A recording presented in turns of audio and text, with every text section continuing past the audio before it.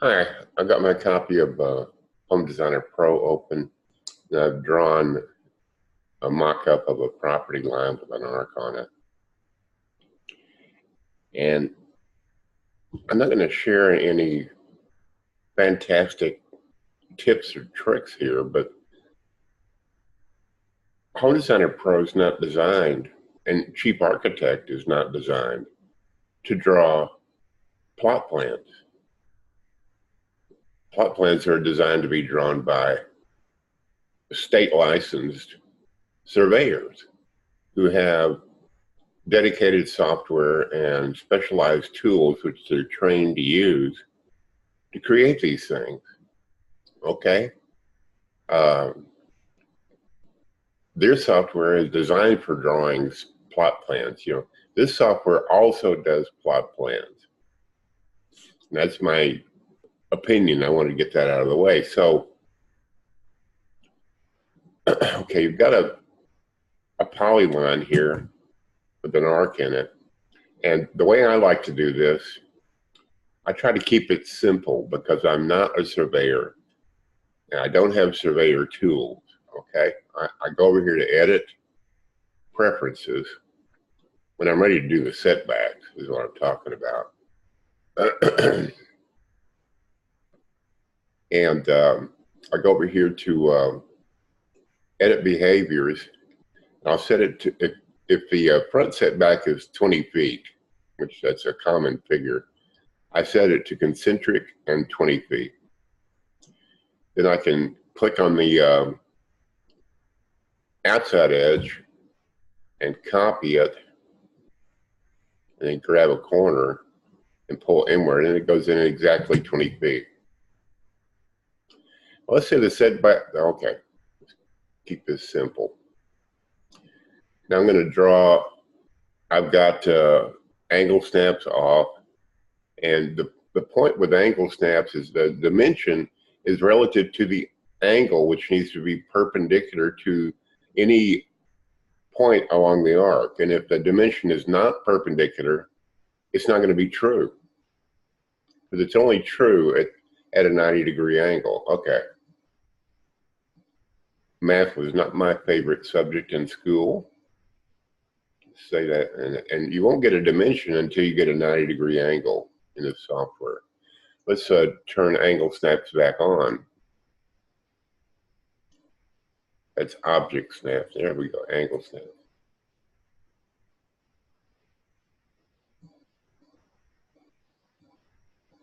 Had a little trouble getting it. And when I was doing a run through for this, it was easy. Okay, what I do in such a case when I'm having difficulty drawing the dimension, I use this tool here, point-to-point dimension. This creates its own points. Now, I'm still snapping to that line there. I'm just going to draw a dimension there and then click on the point, click on the dimension, set it to 20 feet. You zoom in, that's not precisely correct. And that's not a big surprise to me because this is not surveying software. It's dependent on, okay, see it's off a little bit on this end. Let's move this over onto the arc. Okay, so I'm going to use the point tool and this little green gadget, and I'm going to stick it right on, put a point right on the arc. See, for some reason, the dimension doesn't want to go to the arc. You have to zoom in to see this. See, now I've got it on the arc. I've actually, it's not on the arc, it's on the point I've placed. Now I'm going to zoom in and select this point, and then click on the dimension and set it to 20 feet. Okay, I screwed up. Let me try it again. 20 feet. Okay. Again, it's not perfect, but printed out, it's going to show 20 feet. Now we want to make this 30 inches. And we'll make the arrows a little bit larger as well. I don't like that kind of arrow. I'm going to use this kind to make them 15 or 20.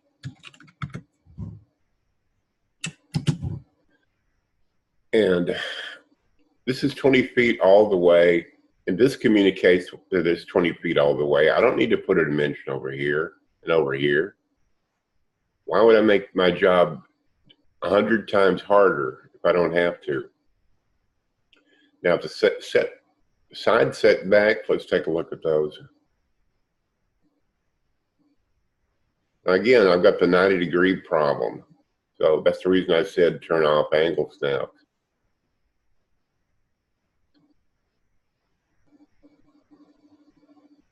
Another way you can do it, I'm going to use this tool again. I found this tool right here easier to use than this one, one of the points.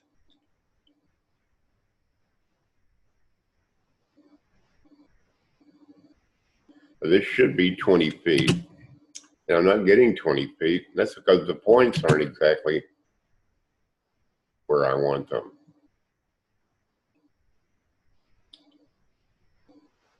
Again, I'm going to click on this point and click on the dimension, 20 feet. And this is an easier way to get these dimensions displayed. And if you don't want the points to show, you can click on the points. And I'm going to go over here to line style, and I'll make the point white. And then all you see is the dimension. See?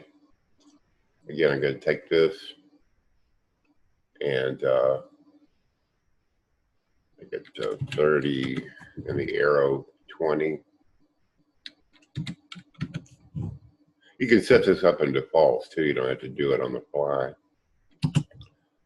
Okay. Now let's say the side setbacks are not 20 feet, but like 5 feet, which is a pretty common figure. I'm just going to click on the point, click on the dimension, set it to 5 feet, and then click on the line and let it snap to the. Okay. I set over here in preferences a 20-foot concentric jump, which I need to now turn off. I became the effect of my own cause. Okay, let's go to preferences and behaviors, and we'll just go back to default from concentric. And there's an automatic dimension. I'm going to click on that, set it to 0.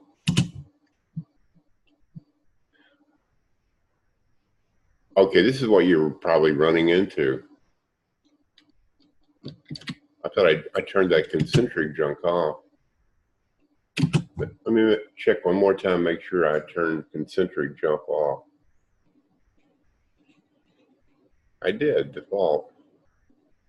That shouldn't have any effect on what I'm doing with using the default behavior. Okay. Oh, that's nasty.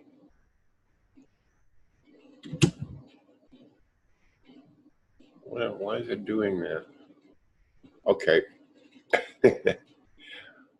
All right, I'm going to take this and use this tool here in the edit toolbar to break it up. So now I'm just moving one line and take this line and snap it to that point.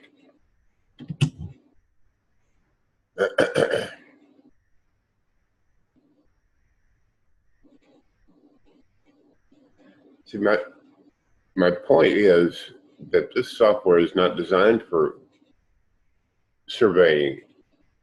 You can emulate such things, but it's not really the ideal software for this purpose, in my opinion. Now that didn't create a point over here, so I'm going to delete that. Try that again.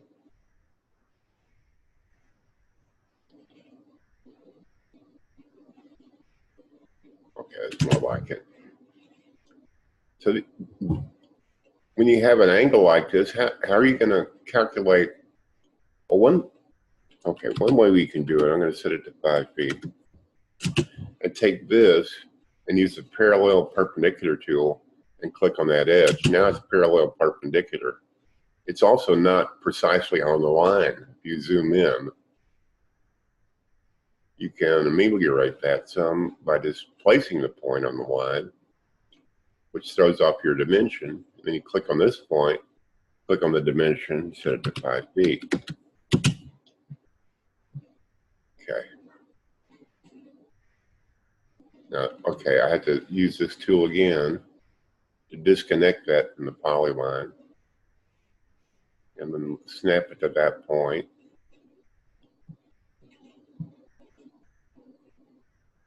It's always best to zoom in if you want preciseness.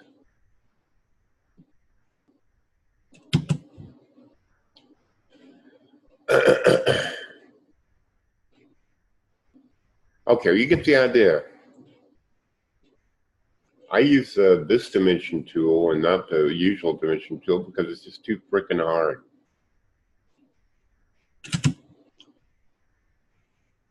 Take that, set it to 10 feet.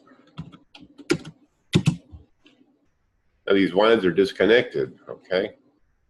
So, okay, object snaps are on. I'm just going to take this and carefully drag it straight up until it's collinear with this line here. You don't want to move your cursor around to lose that parallelness to the side. Whoops. Oh, I've got angle snaps off. That's a no-no. Not when you want the lines to stay straight. So I got these dimensions where I want them, and then I just carefully make these lines connect. Whoops. I don't want that to happen.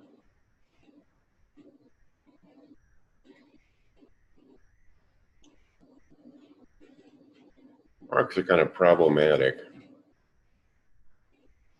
Let's turn off.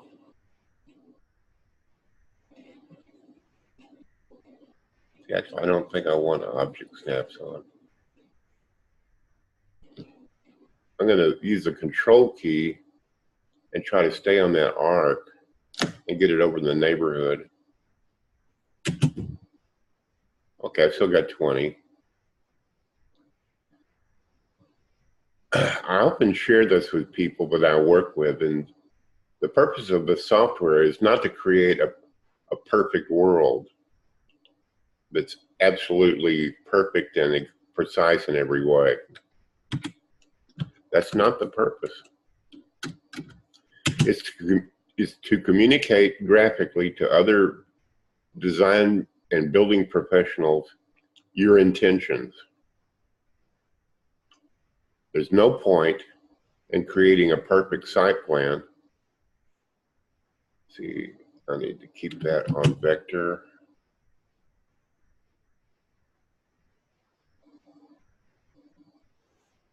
See, I'm not changing the arc angle on that thing. I just wanted to, oh, okay, I did connect. See, now I've still got 20, 5, 5, and 10.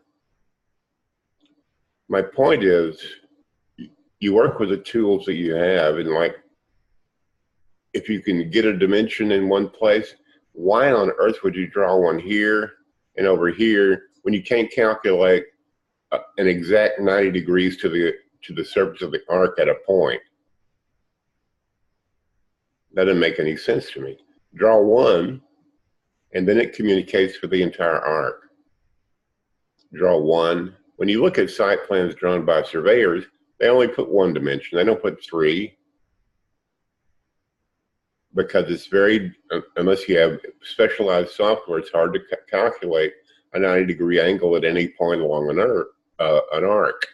Okay? So hopefully this will help you. And this is the setback line, so I'm going to open it and set it to a different line style from the property line. Okay? I hope this helps you, and if it doesn't, well, I'm sorry, but this software is really great. It's not perfect for all possible uses. And it's good enough to get a product that I draw site plans all the time in my business. And I'm not a surveyor, but they do communicate in the case of remodelings or additions, what's being done to the city. And I can calculate from that site plan impervious coverage and things like that that they want to know that the site plan or plot plan communicates. Okay, so lighten up and use the tools to hand and create a graphic representation. And it doesn't have to be, like with ARCS, it doesn't have to be perfect at all points, because it's almost impossible to do with this software.